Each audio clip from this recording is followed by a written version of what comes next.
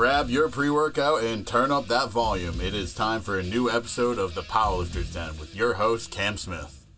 Hello, everybody. Welcome back to another episode of the Powerlifter's Den. I'm your host, Cam Smith, and today I wanted to bring on the all-time world record holder in the 275 weight class. Zach, why don't you introduce yourself? Zac, my Instagram's the Zac Meyers. My best bench is 628. Best squat is 892. My best deadlift is 854. For a total of 2374, I think.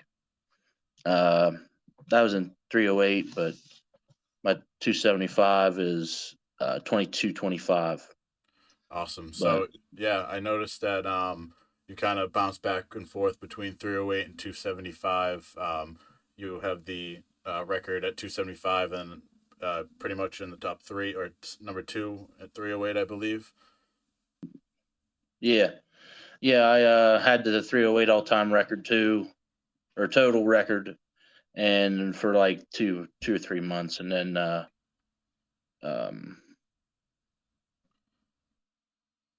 they got taken. Somebody else took it. Yeah. So, what's kind of the next plan for you? What's like the next meet coming up you have, and maybe some goals you have? As of right now, I'm thinking about doing one in June, but the one that I have the most excitement for is I have the Reach Rumble. It's like the top 15 top totals in the world, raw, going against each other. That'll be in September. Awesome. So, do you maybe have what meet are you doing in June? It's just a local meetup in PA. It's at the new Ambition Gym. Nice. So I've noticed you're kind of overall pretty well rounded throughout all three lifts, but I guess if you had to maybe pick one of your favorites, what would you say you're maybe been most successful at, or tend to gravitate towards too? It was bench, but then I partially tore my pec. So right now my deadlift is for me is moving really good. So I think I'm more excited for my deadlift than my bench. Awesome. Who do you have for a coach? I'm coached by Michael Greeno. Yeah, out of Missouri. So what is his some of his training styles tend to look like? He just kind of throws a lot of different things together just to try to find something that works for you. But mine's a lot of conjugate style, chains and bands and stuff like that. Yeah. How many days do you train a week? Right now, most of the time it's just 4 times a week. It's usually I'm an electrician's union, so I used to have class on Mondays and Thursdays. So I would schedule around that. So my schedule's still the same. It's Tuesday, Friday, Saturday, Sunday. Sometimes it's different. It just depends on the day. Yeah, and so with the 4 days, you kind of do like a conjugate style in terms of like a max upper and max lower with a accessory lower and stuff. Yeah. With in terms of AR, kind of if you had a preference between bands and chains, which one do you think maybe you get the most out of, or kind of like more in general? I like chains more because it just I feel like personally I can feel more tension from the chains and bands, but maybe I just need heavier bands. I don't know. Yeah. So kind of going back a little bit into like the early beginning of your powerlifting career, maybe tell us about kind of what got you into it. Maybe if you had some role models, if it was based out of sports, or kind of where that led you to. Well, it started with football. I feel like most people do. That's how they start, is with sports. And then I just I got out of high school, and then I got into college, and um, I just wasn't. I played D2 football, and I just lost interest in the sport. So it just became more about lifting, and getting into that than sports and stuff like that. So when did was your first meet? What kind of gave you the turning point to like say, hey, I want to compete in powerlifting? Uh, my first meet ever, I did like a push pull. It was like just like a little local thing around in my area, and it was like I benched like 450 and I deadlifted like a little over 6, I think. I mean, it was just like a little backyard thing, so it wasn't really to standard or nothing, but like seeing how much I could do compared to a lot of other people just kind of helped push me on to do more powerlifting. Where do you so with being between 275 and 308, what do you usually sit at during the off season? I'm anywhere between like 285 and 290.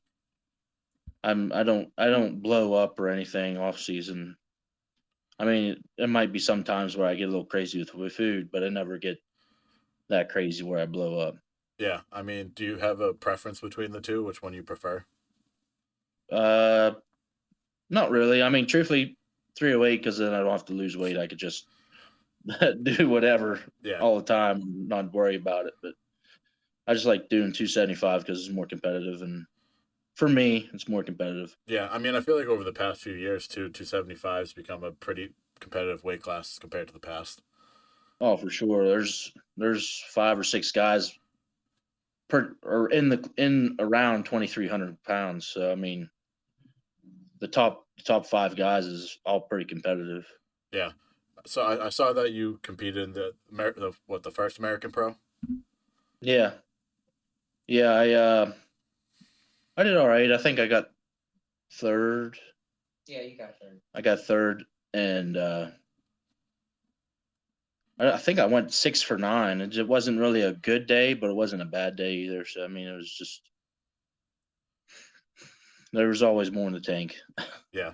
Well, so what was the environment like at that meet? I mean, from just the videos I've seen, it looks like a very like it's a well put on show. It looks very intense. Like obviously there's very competitive athletes there, so just kind of maybe talk about some of your experience there. Uh, I pretty much stayed to myself because just getting focused and no, I try not to worry about anybody else except for myself because that's what it comes down to because it's very a selfish sport when it comes to that. Uh, but I mean, it's just the environment. Like it was just it's like buzzing. You know, it's like loud and just seemed like stuff was going on everywhere. Like and everybody was like excited and uh, it was just a good time. It was a lot of adrenaline because a lot of people is all together and I mean, you might not talk to everybody, but everybody knows everybody for the most part. Yeah. And it just seemed like everybody was trying to push each other. Yeah, that's awesome. So what are some of like the mindset things that you have going into a meet? You said you like to kind of stay to yourself and focus. What are maybe some of your thoughts that you go through, or maybe if you have like rituals or anything? Uh, I don't really, the only really ritual that I have is just getting ice cream the night before the meet because it helps back me up before heavy squats. But other than that, it's not really nothing crazy. Uh, just getting the lift in. So where do you train out of? Right now, it's just like a little wannabe commercial gym out in Cumberland, Maryland. Uh, we're planning on moving here in a couple months, so it's going to change. But they did have like the old school like V racks, the V down with the little base at the bottom. Yep. Yeah, they're not very good. It wouldn't. It's very hard to squat like with a power bar because like the bar is so close to the end of the rack. Yep. And it's hard to. I can't even barely fit my hands on there. Like I got to put my hands against the weights Yeah. just to get a power bar off the rack. But that's why we have squat bars and stuff. But we'll see what happens. Yeah. I don't remember correctly. Do you always use sleeves, or have you messed around with wraps at all? I'm always sleeves, but I mean I've tried wraps for like 2 weeks and I think I partially tore my my calf. So that was just kind of put a halt on that real quick. But I'm probably going to start doing reps again here soon to because eventually I want to. My main goal in life is or in powerlifting is to hit a 3,000 pound total. So the only way I got to do that is not the only way, but the most logical way to do that is to go to a suit. So I'll be starting to put on reps here soon. Yeah. So you think you'll eventually get into some equipped lifting in the near future? Oh yeah, yeah, it's definitely a goal. Just to because I think like right now, like uh, the single ply all time world record is like mid 28s or something, 2800s or something, and I'd like to push that for I think for the 275 and maybe even 308. I don't know what it is, but uh, yeah, that's the goal. That's like my lifetime goal. Yeah. Is that something that you would need to maybe find a new coach for? Is your coach pretty well versed in that? No, he used to just do a lot of suited lifting, so he's pretty versed in multiply and single ply. Yeah, I mean, I haven't done it yet, but I was thinking of maybe trying to try out single ply sometime this year. I just love the environment of equipped lifting, just because everyone relies on each other so much. So it's kind of just Yeah, gravitated me towards that. yeah. It's more of a less selfish, other than the lifter itself. It's less selfish because you got to have people to get you in the suit and stuff. Yeah. So also going back to some more of your meets, I noticed you've done mostly USPA and WRPF meets. Is there any reason why that's kind of the federations you've chosen? Not really. That's just it was the closest really. So I mean, that's why I always done that. But I mean, I'm not against trying different feds and stuff. It's just you got to do a lot of traveling for that. Yeah. I mean, For the most part. I mean, there is closer ones, but I don't know. Once you do one, you just stick to what you know. You know. yeah. And I think it's kind of cool to kind of hop into different federations, just get a different feel of kind of what's going on. But I think there's some problems with in between federations and kind of different rulings and such. But I think overall Yeah. it's pretty well versed these days. I mean, it's definitely making progress in the right direction. Yeah, definitely. It's they're starting to become more strict with judging across the board. Once some feds are getting more strict and being uh more I don't know more judgeful on the lifts than other people are too because they just I don't know they they just get less people go to them because they're not as uh professional or whatever, you know. Yeah, and I mean, I think the whole thing with kind of the ups and downs of the WPO for equipped, but the kind of the rise of like the Raw world with the Ghost Clash and the American Pro. I think it's kind of time to get them kind of all on the same page. I mean, it's nice now seeing a lot of these meets, even local meets, starting to have some cash prizes, even if it's just a couple $100. It's just I think it's nice for the sport. Yeah, it'll definitely help get more people into it because there's more incentive besides just lifting weights, you know. It's just you're getting more they're trying to make it more mainstream and that's one way to do it because money talks, you know. Yeah, That's sad, but that's the truth. I mean, for sure. I mean, I mean, if you think about like bodybuilding and stuff, like there's so much money in that, but I think powerlifting's kind of been due for a while to start getting some money into the sport. yeah, for sure. For sure. I just seen something on like Generation Iron or something where they was trying to get more money for the Olympia or something for the winners. Yeah. So kind of outside of like you competing, maybe tell us about some meets you've gone to or maybe some things you've seen in the sport that have kind of opened up your world to sport or maybe kind of kept your love for the sport. Truthfully, just meeting new people at different meets, you know, not always competing, but you still meet new people just talking and helping out. I mean, I don't really do a lot as in like judging or spotting and loading, but I'd help a little bit, like cleaning up the warm up room and just helping like spot and load in the warm up room and stuff. Uh, just whoever needs help. It's not always people that I'm helping or coaching. It's just sometimes it's help other people just because they need help. So Yeah. So I kind of want to dive into your bench a little bit. Obviously, a 600-pound raw bench press is a very impressive lift. Maybe talk about some of the things that have helped you along the way, whether it just be cues, certain variations, and such like that. yeah, like as first, like it just came pretty natural, just throwing weight around, and then eventually, like I used to wrap my thumbs all the time, and then like my wrist would start hurting because I wasn't holding the bar placement right. So then I would go to the false grip or the bear grip, and then like now like I'd have like a little artificial bending of the bar. Like I don't place the bar straight on my hands.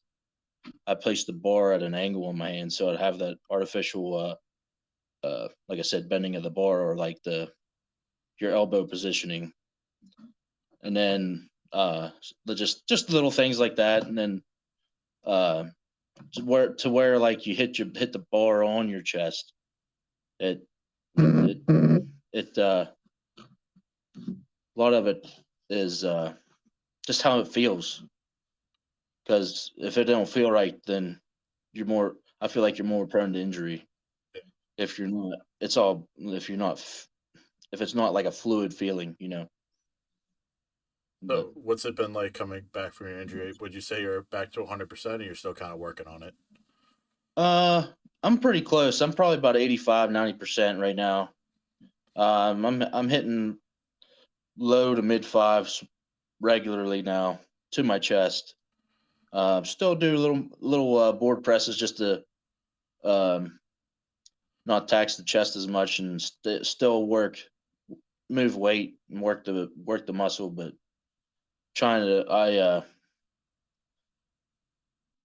like kind of maxed out, kind of didn't max out on close grip. I worked up to like 585 and I got it halfway up and I missed, but I hit 555, so that was pretty like that was a pretty good boost of morale for my bench because just been sluggish lately feels like, but it's starting to come now. So now I'm going to start working my hands out more to really stretch the outer chest more and take a little and try to keep my triceps involved as much as I can and shoulders. Yeah. So, what caused your injury? Uh, I was at Elite FTS and I worked up to like 6 8. I was going to do 685 for a triple to a two board, and I during the podcast I don't think I drank enough water and I just was real dry, and I went down on my first rep on 685 and had a pop, and it was done. So, maybe tell us about your experience going down there outside of the injury. Maybe meeting Dave, talking on the podcast, just the environment there, what that was like. It was a lot of fun. Like it's just meeting him. He was just really uh, he was really he did a lot of studying, I guess, on me, and just it was really easy to talk to.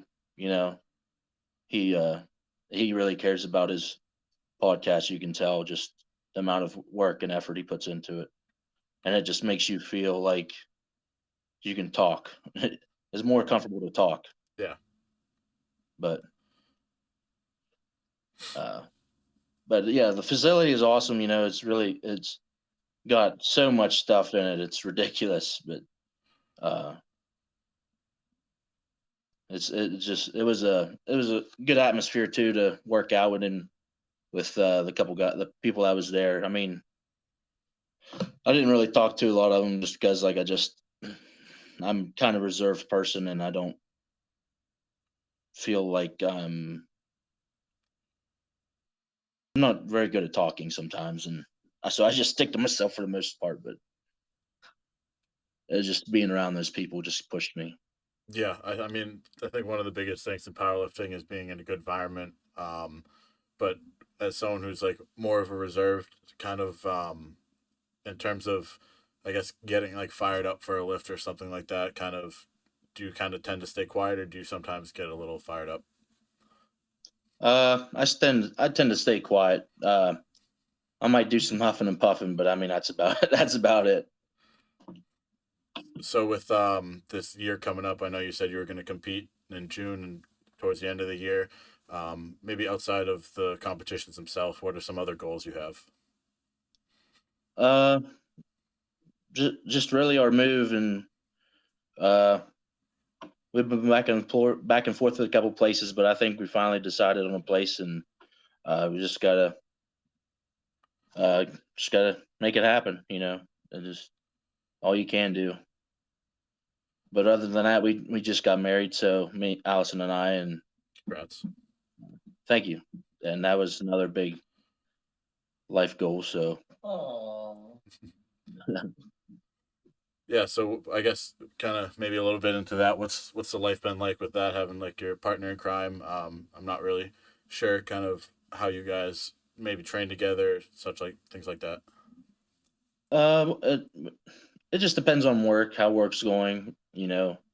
Uh, we might pass by each other one day, but for the most part, it's that's usually how it is just passing by until the weekend because we just don't have time for the throughout the week. Just our schedules are a little different, but uh, when we can get it in, we try to.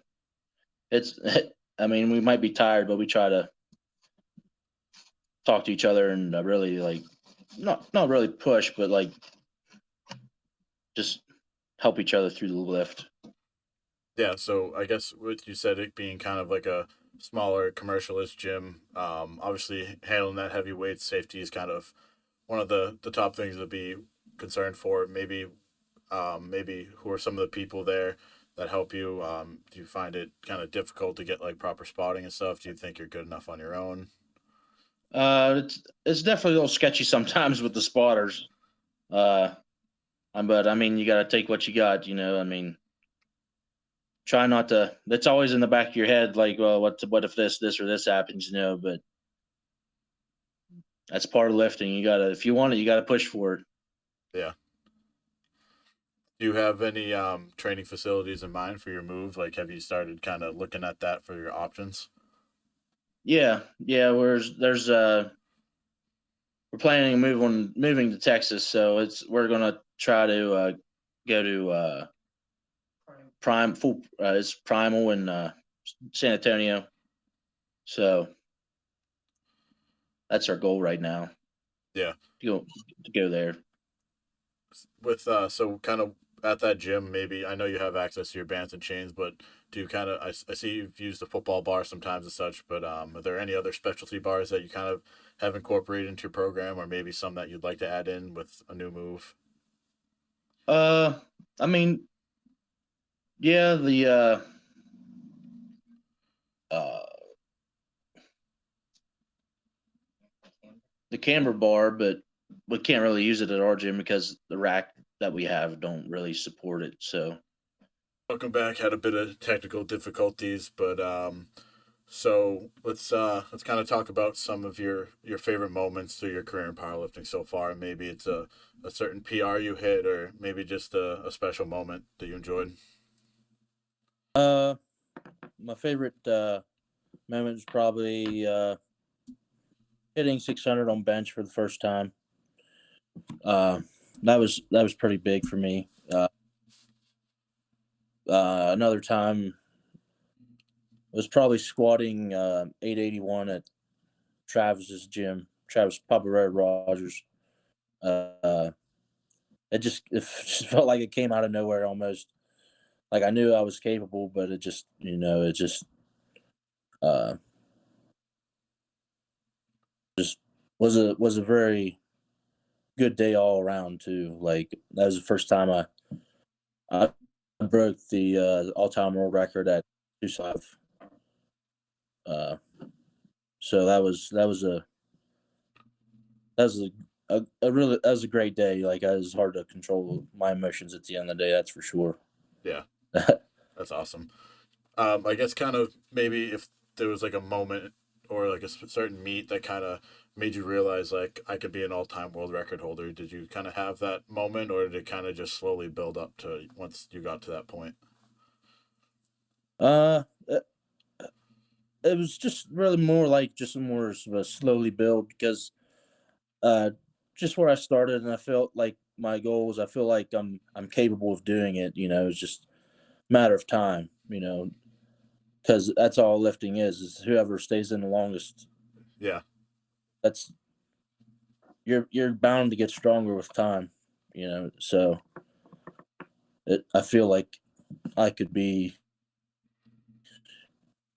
still lifting for 5, 10 more years or so, probably. yeah, and I think it's funny as I get stronger and kind of get more involved in the sport. Like early on, or kind of when I guess you're in like your gym bro phase, you're just like, all right, we're gonna push it. I want to get bigger. I want to get stronger. But as you actually start to get bigger and stronger, it's more of like, all right, how do I recover? How do I not get hurt? How do I do these certain things?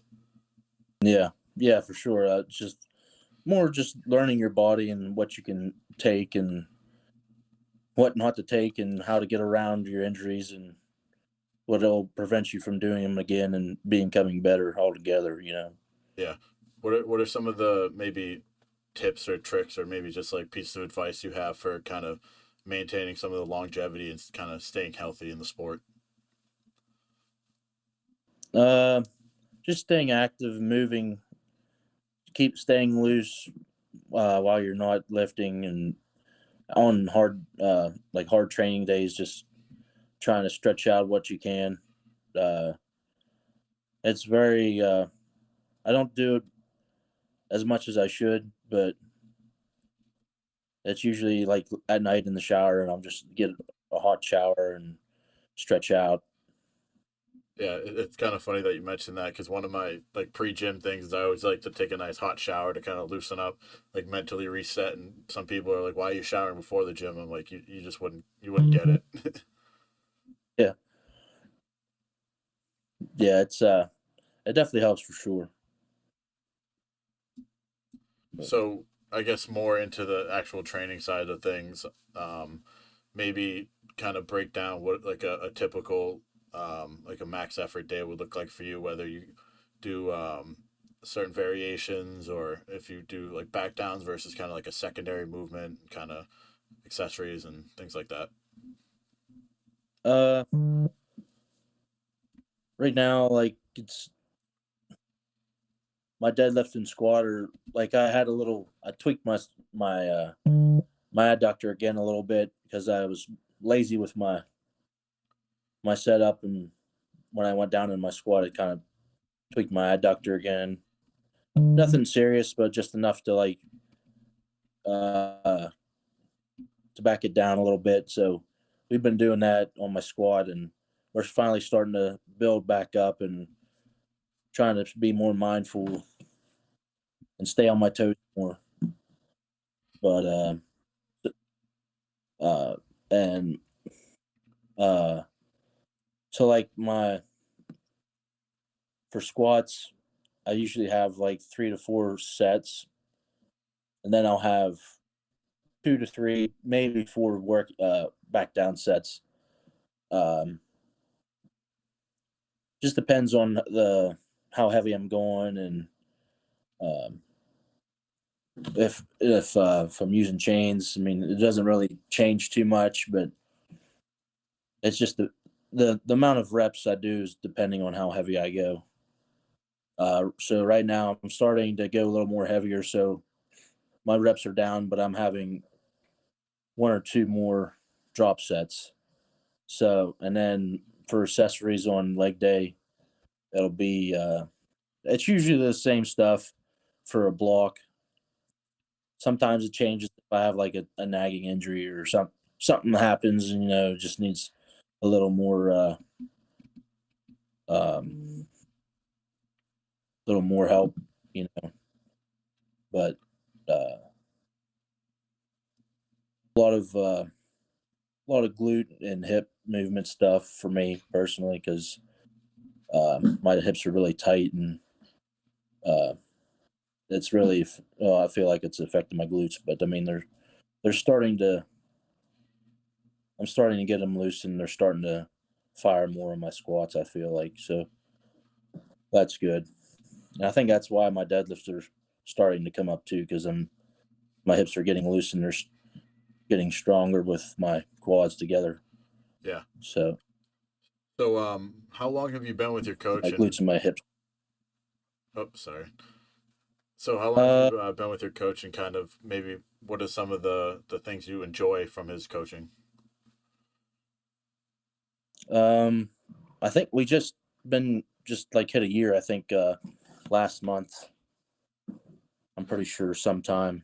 So uh, um, I really like he is more. I don't know. There's a lot more communication. He kind of pries sometimes. So I mean, it really helps me talk a little more. But I mean, I'm also trying to be more responsive. I mean, I'm not very emotional, so like it's just kind of here's my day. But sometimes he'll try to bring more out of me. So that he really helps me with that. I feel like. Yeah, that's awesome. More into, I guess, maybe some of the equipment you use. I know you use sleeves. What's like your knee sleeve of choice? Do you kind of alternate between some? Do you have ones that are specific just for comps, or? Uh, right now, like I'm sponsored by Anderson, so I always use all their stuff. They just came out with their new armor knee sleeves, and I've been using those for about Since the summer. yeah, probably 8 months or so. I also know how many people it takes to put them on. Yeah, I got when they first came out, it was I think June, and I got them right before my meet, the day before my meet for I think it was King of the Cave in June last year, and it took like 3 people to get them on. It was rough, but Yeah. it turned out. Yeah, I mean, I feel like the new, I guess you call them like new generation of knee sleeves are kind of crazy. Some people even like calling them like basically the same as a loose wrap. But I mean, I've seen some of the pictures of people taking them off after, and they seem to sometimes do more damage than them. Yeah, they're pretty crazy. Well, I mean, a lot of people push it too. Like they'll always downsize for comp day, and I tried and I failed. I had to cut them off. I couldn't do it. They was cutting too much circulation off. Yeah. So how long have you been sponsored by Anderson? Kind of what's your relationship with them been like? Uh, I've been sponsored with Anderson for 3 years, I think now, and they're good people. They really help. If I need anything, they're there. Um, so I mean that's always good. They're always very responsive for anything I need. So Yeah, I mean, I think the only thing I've tried from Anderson is their wrist wraps, and I mean those things are fucking crazy stiff. I mean, I kind of want to get a pair oh myself. yeah, they have I think 3 different kinds. They got like the no maybe just 2. They got the 3000s and the 3500s, and then I think they just came out with like a heavier wrist strap because Jimmy Cole.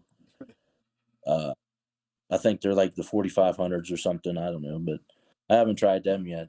But they look pretty wicked. Yeah. So kind of you mentioned Jimmy Cole. Maybe talk about some of the people you've met in the sport. Maybe some of your influences, or maybe even back in your early career, maybe some of the people you looked up to. When I first got in, well, started lifting and stuff, it was mainly just Phil Heath, Jay Cutler, Ronnie Coleman, uh, just mainly bodybuilders because at the time all I ever watched was just them guys on YouTube, you know, and I never really got into the powerlifting like uh, uh, motivational stuff, I guess you could say, because there's not really anything for powerlifting. Because lifting is usually you just lift. Other than body, they just they're trying to put themselves out there because they are the product. I mean, so are we, but we're not as mainstream as bodybuilding, so you don't really have as much going on for powerlifting, especially when I first started getting into lifting. For But it sure. was like probably around when I started to actually watch motivation. The lifting was like getting more serious was probably around 2010. So I think I was like a sophomore in high school. So with your kind of upcoming meets and things like that, like you said, you mentioned you were competing in June. You said it's a local meet. Is there a reason you're doing that meet? Is it kind of just to get your feet back in the water, or? Yeah, mainly just to get kind of in the groove again for lifting. See how my chest reacts and uh, push it on from there. I mean, then the big meet in September, and then I might do the showdown again. I don't know, or the American Pro, not the showdown, the American Pro. If everything goes right, we'll see. Because last year's one I was going to do, and I partially tore my back like 2 weeks out, so it was a no go. I tried to. At first, I thought maybe I could do it, but then it got too much and it got worse, so I had to pull out. Yeah, and so kind of with I guess the American Pro as an example, I know USAPL Nationals also they've kind of started to up the qualifying totals. Do you think that's kind of in line with how the sport's going, or do you think they're kind of making that jump too soon? I mean, truthfully, there's a lot of people hitting 500 dots or Wilks or whatever the USAPLs is. But I mean, there's a lot of strong people out there, and there's more and more every day. It seems like. So I think upping it is really wise because this is going to push other people to push themselves. But also, you also have the backlash of the untested, because I'm untested, people pushing drugs and stuff like that. Uh, but I mean, it's all about what you're willing to do. If you're willing to throw away your life for powerlifting, I don't think it's really worth all of that just to throw your life away with all the drugs. But uh, it, there's more to it than that, I think. So Yeah, I mean, at the end of the day, powerlifting is a hobby. Like, obviously, people kind of dedicate their life to it, but at the end of like, just it's different than bodybuilding. There's you can't make a living off of it, so you kind of have to yeah, find that balance point of, all right, I want to be great at this and I want to dedicate time to it, but I don't think you should let it overshadow your life. yeah, for sure. I mean, yeah, like you said, you can be very passionate about it and give up other things, but you shouldn't have to give up your life for it. Yeah, and kind of maybe what are some things for you that kind of help you maintain that balance? Uh, for me, I like hunting and fishing, stuff like that, and just being with Allison, like that takes up a lot of my time if I ain't doing anything else, But uh, it's about all I do. Is if I'm not hunting and fishing or I'm not with her, it's usually I'm at the gym. Yeah. About how long do your average training sessions usually take? Do you kind of try to get in and get out? Or do you kind of like to take your time, or do you need to do a certain rest time for certain movements? Or Uh, Truthfully, it just depends on how my work day goes. Like sometimes I'm in the gym for an hour, I get in and I get out. Sometimes I'm in there for 2.5 hours. It just depends on the workload and of my lift that I'm doing that day. Like squats usually takes a little longer, deadlifts takes a little longer because just the amount of volume of weight I'm pushing. Lifts, it just takes time to get there, get to the top, to my sets. Yeah, it's funny because I was kind of joking about this to one of my friends at the gym about like the worst part about getting stronger is just how many fucking plates you have to load and time you have to take to warm up. Yeah, that's for sure.